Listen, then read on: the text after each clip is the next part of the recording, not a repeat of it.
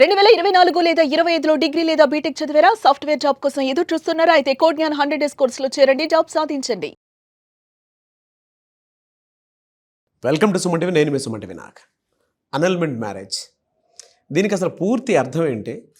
And ఒకవేళ చట్టపరంగా కనుక మనం చూసుకుంటే ఇందులో జనరల్ రూల్స్ అసలు ఏముంటాయన్నది ఈరోజు మనతో పాటు ప్రముఖ అడ్వకేట్ శశికాంత్ గారు ఉన్నారు. అది వారి మాట్లాడాలో తెలుసుకుందాం.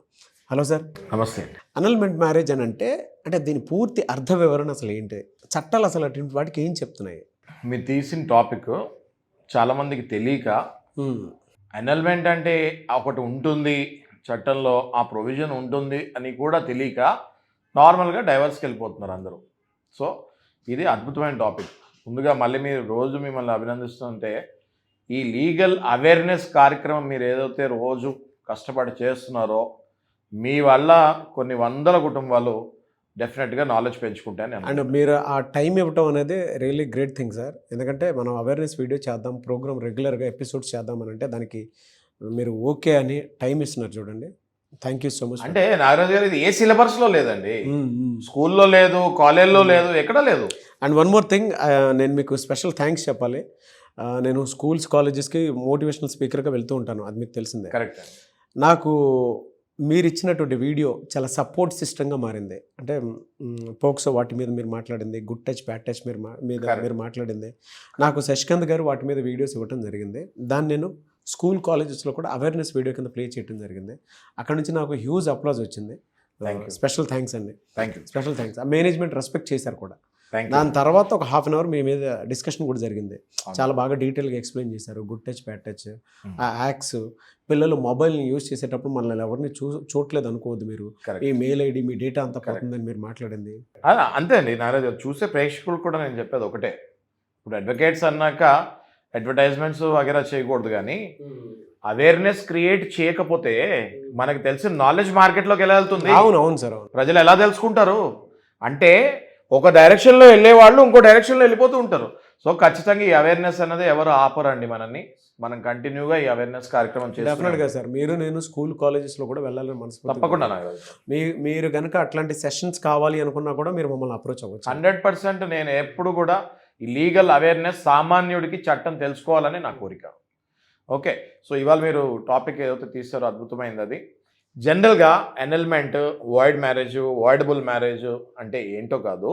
ఈ మ్యారేజ్ అసలు మ్యారేజే కాదు, ఇది క్యాన్సిలేషన్ ఆఫ్ మ్యారేజ్ అయిపోతుంది అని చెప్తుంది అనల్మెంట్ ఆఫ్ మ్యారేజ్. అయితే ఎందుకు చెప్తుంది ఇది ఇలా అంటే, ఫర్ ఎగ్జాంపుల్ గతంలో ఆల్రెడీ పెళ్ళి అయిపోయి ఉంటుంది నాగరాజు గారు.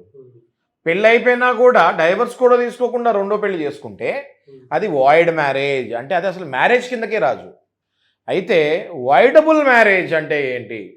వాయిడ్ మ్యారేజ్కి వాయిడబుల్ మ్యారేజ్కి డిఫరెన్స్ ఏంటి అంటే, గతంలో పెళ్ళి అయ్యింది, డైవర్స్ కూడా వచ్చింది, కానీ ఆ విషయం చెప్పలేదు, మళ్ళీ పెళ్లి చేసుకున్నాడు, అది వాయిడబుల్ మ్యారేజ్.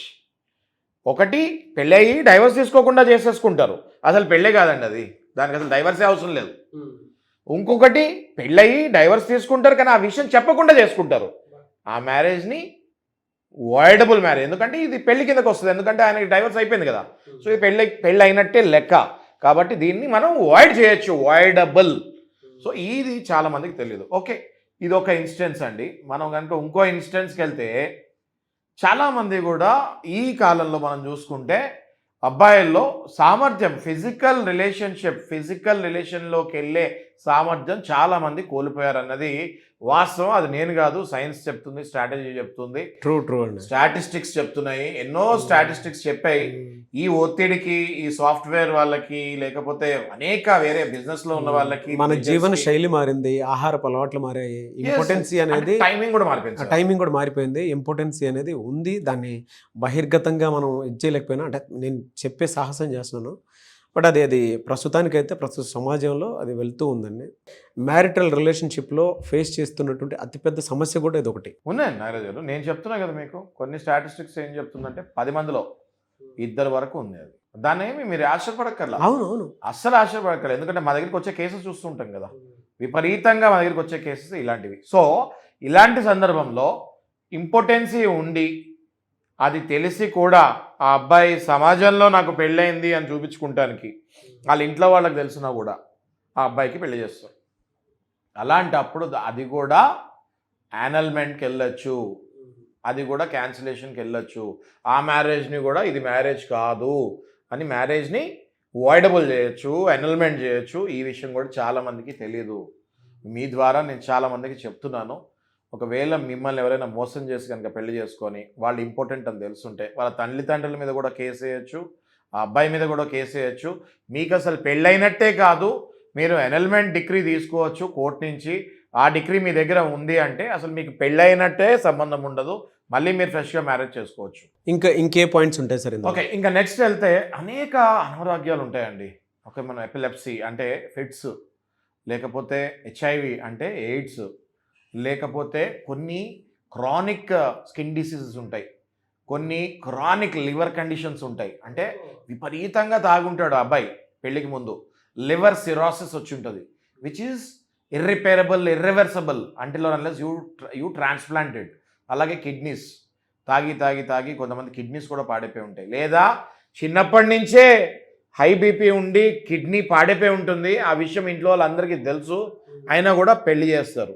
అయితే ఇందులో ఏంటి అంటే చెప్పి కనుక పెళ్లి చేస్తే అది తప్పు కాదు, కానీ ఏవైతే డిసీజెస్ ఉన్నాయో నేను చెప్పినవన్నీ ఇవన్నీ దాచిపెట్టి కనుక ఆ అమ్మాయికి కనుక పెళ్లి చేస్తే అది ఖచ్చితంగా పాపం, మోసం.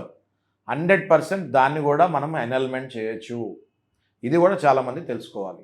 నెక్స్ట్ కనుక మనం చూసుకుంటే నాగరాజు గారు, wrong identity, wrong education, wrong financial situation, wrong job, ఇవన్నీ చెప్పి పెళ్లి చేసుకుంటే అది కూడా 100% ఫ్రాడ్ చేసినట్టే. అది అనల్మెంట్ అండర్ ఫ్రాడ్ వెళ్తుంది.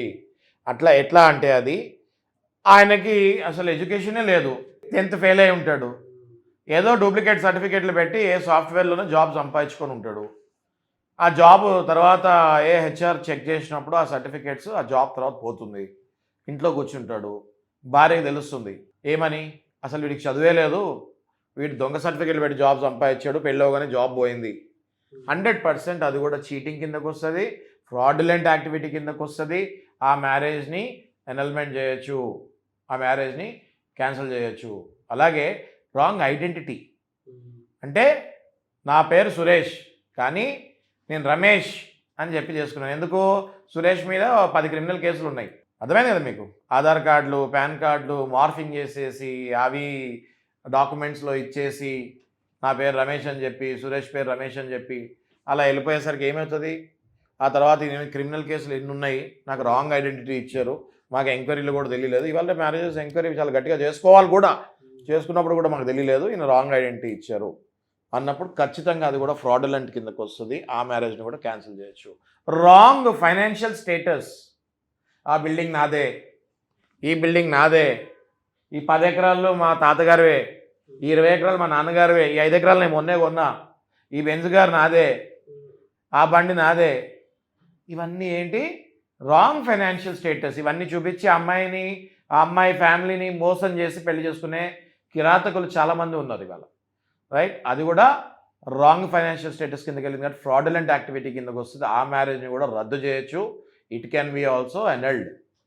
సో ఇలా మనం మాట్లాడుకున్న 6 to 7 పాయింట్స్లో కనుక లైన్గా మనం ఒక్కసారి కనుక లైన్గా చూసుకుంటే, గతంలో పెళ్ళై ఉన్నా, గతంలో పెళ్ళి కాకుండా అక్రమ సంబంధాలు ఉండి చెప్పకపోయినా భార్యకి, ఆ భార్య తర్వాత తెలుసుకున్నా, ఇది కూడా అండి, ఇది కూడా అదే wrong identity, wrong job, wrong financial status, already pre existing diseases,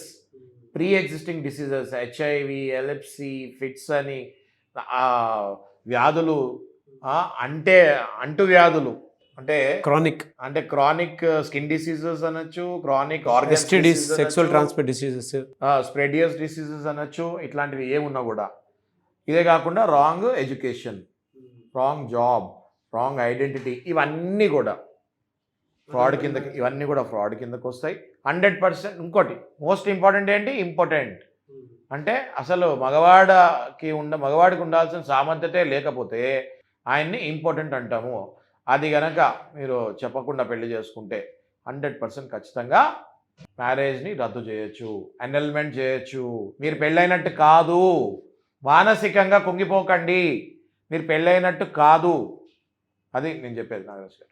ఇప్పుడు శశికాంత్ గారు చెప్పినటువంటి రీజన్స్ ఏవైతే ఉన్నాయో ఆ రీజన్స్ తోటి కనుక మిమ్మల్ని ఎవరన్నా పెళ్లి చేసుకుంటే అది పెళ్ళైనట్టు కాదు, ఇవన్నీ మీరు ప్రూవ్ చేయగలిగితే అది మీకు పెళ్ళైనట్టు కాదు అనేటువంటి విషయాన్ని చట్టమే చెప్తుందని చాలా క్లియర్గా చెప్పడం జరుగుతుంది. సో అది అలాంటి సమస్యలు ఉన్నప్పుడు మాత్రం జనరల్గా అంటే ఒక్కొక్క రైట్ అడ్వకేట్ని మీరే సంప్రదించుకోండి. ఎనీవేస్ థ్యాంక్ యూ అండి, thank you so much for your guidance. Thank you.